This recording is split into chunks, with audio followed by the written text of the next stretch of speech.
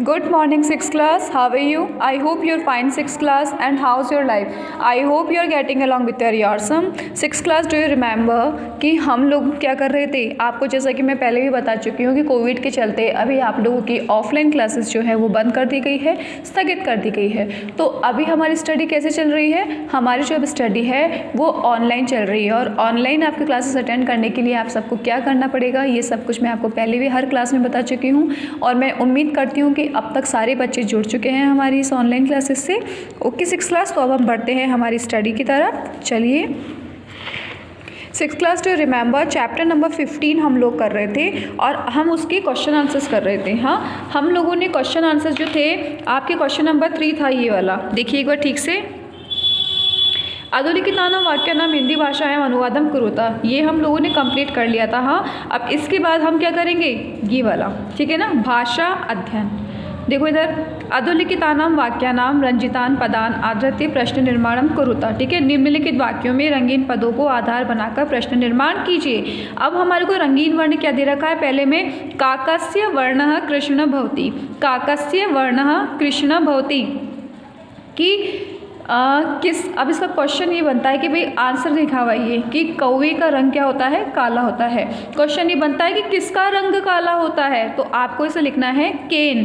काकस्य की जगह पे आप क्या लिखेंगे, केन, और फिर आप पूरा आंसर जो क्वेश्चन में लिखा हुआ है एज इट इज ऐसे कैसे लिख देंगे, केन वर्ण कृष्ण भवति, केन वर्ण कृष्ण भवति। सेकंड अब क्या आता है, लंकाया नृपन रावण आसित, लंका का राजा रावण था।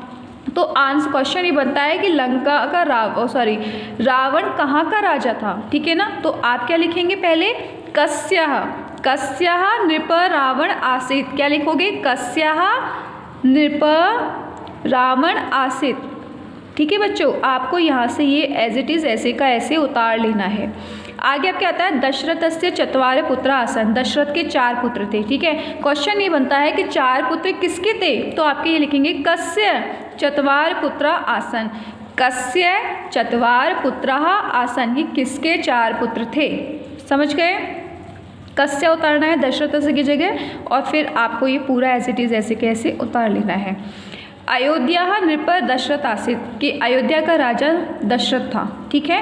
अब ये आता है कि दशरथ कहाँ का राजा था, तो आपको यहाँ पे क्या लिखना है, केशाम नृप दशरथ आसित, ठीक है ना, केशाम नृप दशरथ आसित। ओके बच्चों, अयोध्या की जगह आप लिखेंगे केशाम। नीर शीर विवेके हंस एवं निपुण भवति, ठीक है। नीर शीर विवेके हंस एवं निपुण, कि भाई नीर शीर में हर तरह से विवेक कौन था, हंस था। तो आपको क्या लिखना है, नीर शीर विवेके केन एवं निपुण भवति, ठीक है ना। नीर शीर विवेके, या हंस की जगह आप लिखेंगे केन, और एवं निपुण भवति। समझ में आ गया 6th क्लास।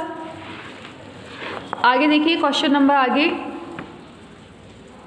कोष्टके प्रदत्तानाम शब्दानाम षष्ठी विभक्ति या वाक्यानि पूर्णतः, ठीक है। हमारे को क्या करना है, हमारे को विभक्ति दे रखी है, और हमारे को यहाँ पे मूल शब्द दिए हुए हैं, इनकी हमारे को षष्ठी विभक्ति बना के लिखनी है। तो आपके ये आता है, पहले श्री राम पति आसित, श्री राम पति है किसके, सीता के, तो सीता की षष्ठी विभक्ति क्या होगी, सीताया, ठीक है, सीताया आसित।